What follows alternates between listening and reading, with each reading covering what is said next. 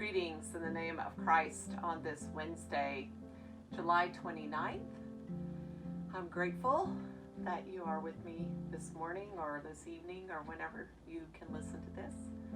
And since we're starting a 21-day challenge around our statement on the sin of racism and a call to action, which will be coming to you, if not today, then very soon.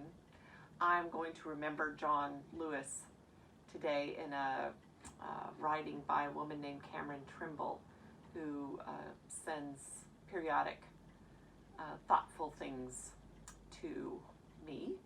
So I'm going to begin with Isaiah 65 from the Message, which is, I think, a dream for how we want this world to be at some point, with God's help, of course, because we don't seem to be able to do it ourselves.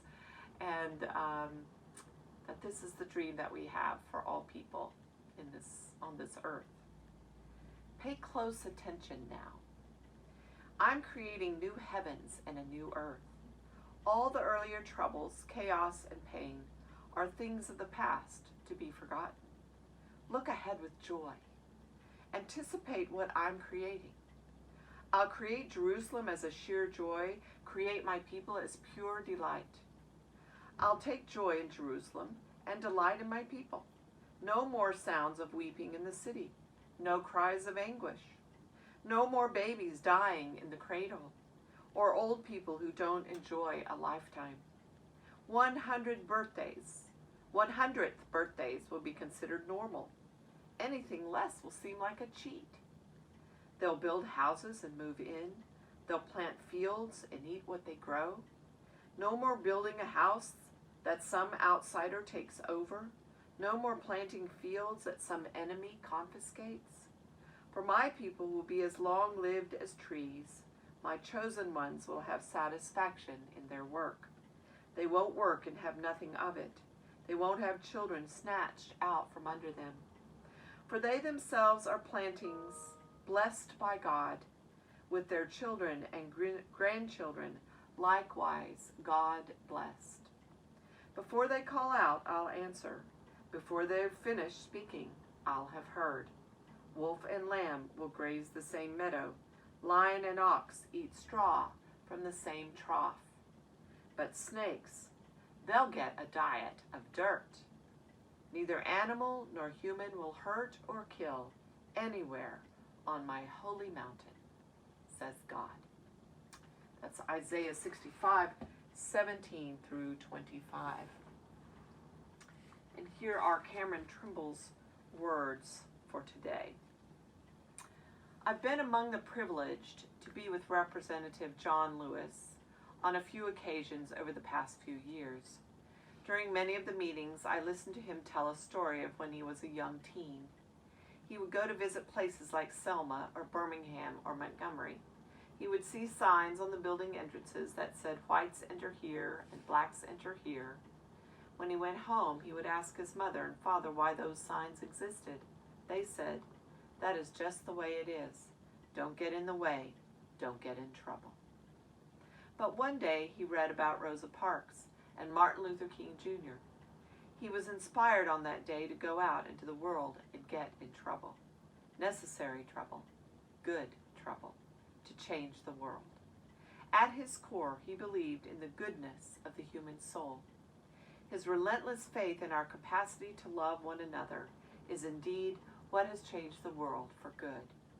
Let that be our lesson on this day as we say goodbye to an elder, a wise soul who spoke of love, justice, and equality until his last breath. Because of all he taught us, we must be brave in the face of injustice and vow that we too will get in the way for good. I thank God for the life of Representative John Lewis. We are better because he was among us. May the same be said of each of us. And she's included a beautiful prayer for the week, which is what I'm going to use today. So let us turn to God in prayer. Blessed are they who fall in the mud, who jump with gusto and rip the pants, who skin the elbows and bruise the ego, for they shall know the sweetness of risk.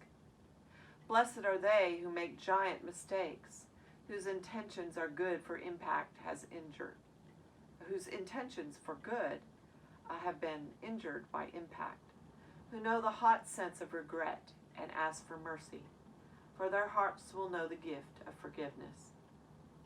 Blessed are they who have seen a D or an F or a C or any letter less than perfect, who are painfully familiar with the red pen and the labels as less than, for they know the wisdom in the imperfect.